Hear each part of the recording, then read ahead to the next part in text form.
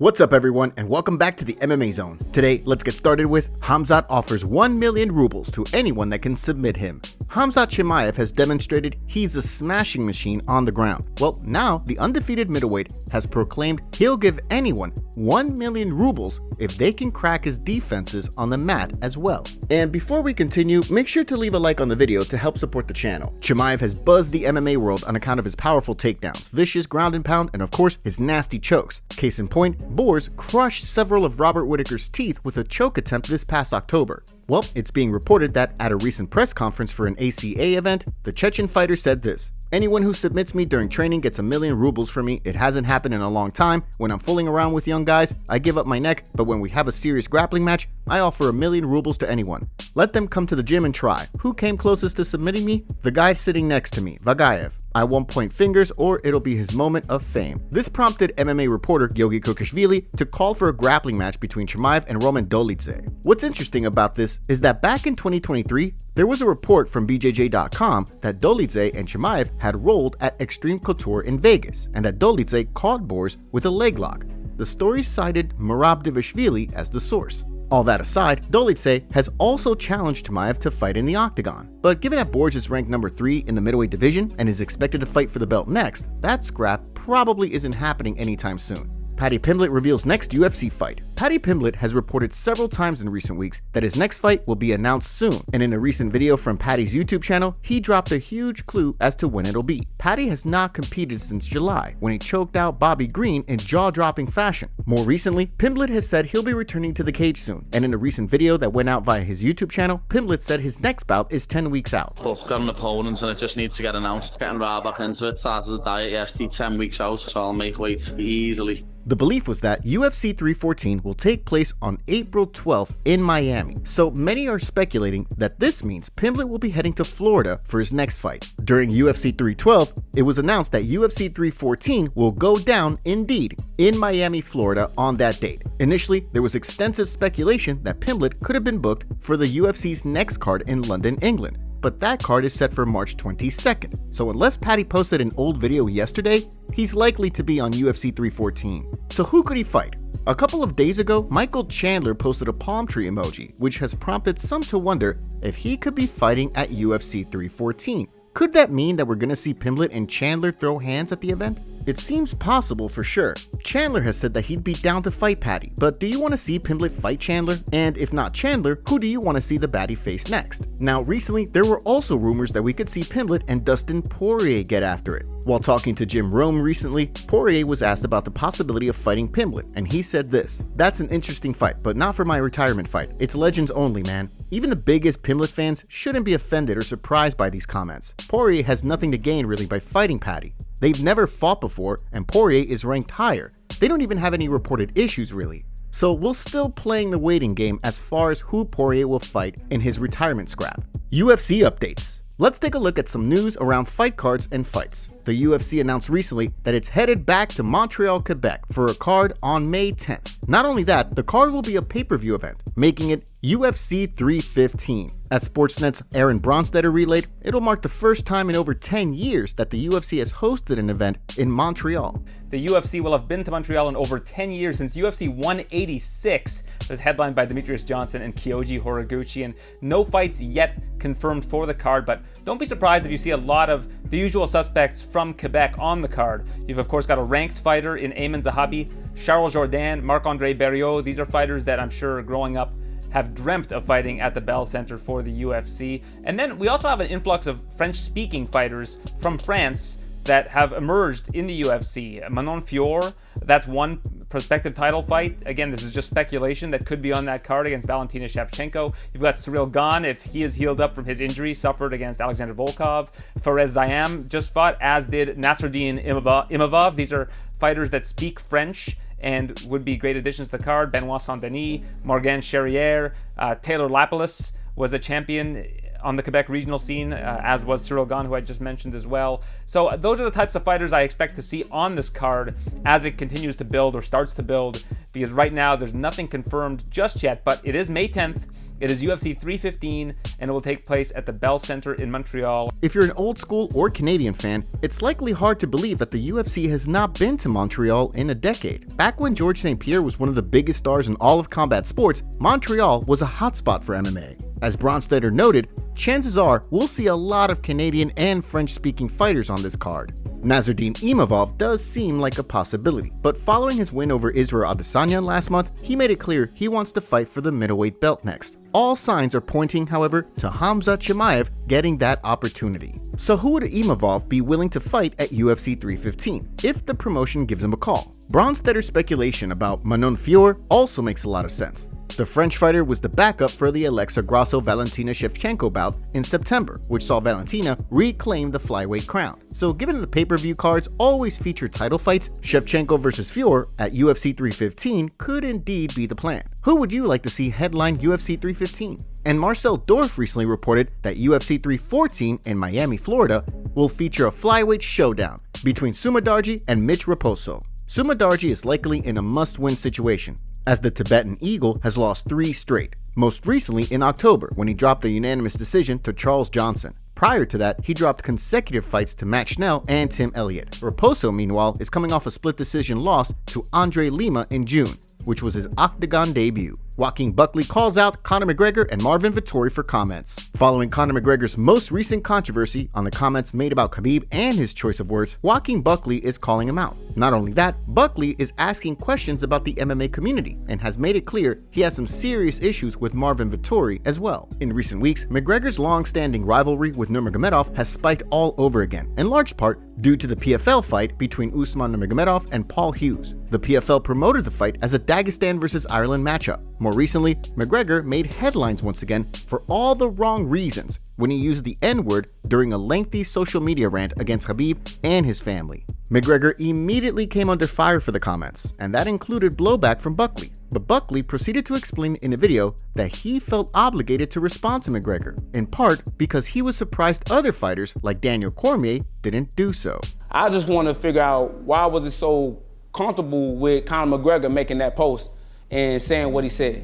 With him using the N-word and him, using that to describe, Khabib, I just feel like what made him want to post that, right? What made him comfortable putting that out there into the world? But if we're going to keep it real, if we're going to keep it a buck, at first I wasn't even going to say nothing. And I already know y'all out there saying like, well, if you wasn't going to say nothing, why you making a post now?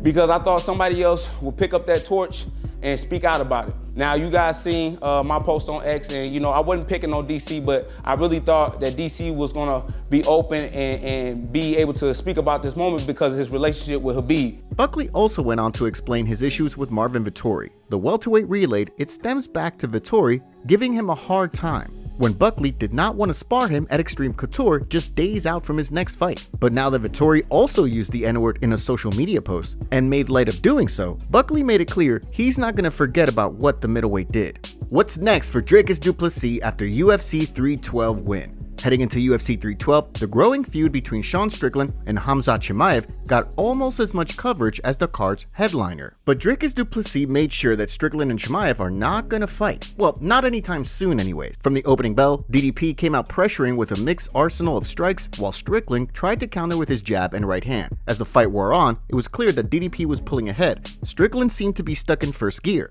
even though his corner pleaded with him to be more aggressive and to mix up his attacks. Once du Plessis broke Strickland's nose in round 4, it seemed pretty clear no belt was going to change hands. After 25 minutes, all 3 judges awarded the fight to du Plessis. Given that Dana White has said that Chimaev is next in line for a title shot, all signs point to DDP fighting Khamzat. How do you see that fight playing out? And are you happy it's going to be du Plessis versus Chimaev, rather than Strickland versus the undefeated middleweight? Dana White reacted to the fight during his post-fight presser, saying that he agreed that Sean Strickland never made it out of first gear, and had this to say. Sean is usually really good at shutting people down, and like Izzy, when he fought Izzy felt like it looked like he couldn't get into a rhythm, and he was in his face, pressuring him the whole time. Feels like that was what Dricus did. I'll tell you something fascinating that I noticed tonight.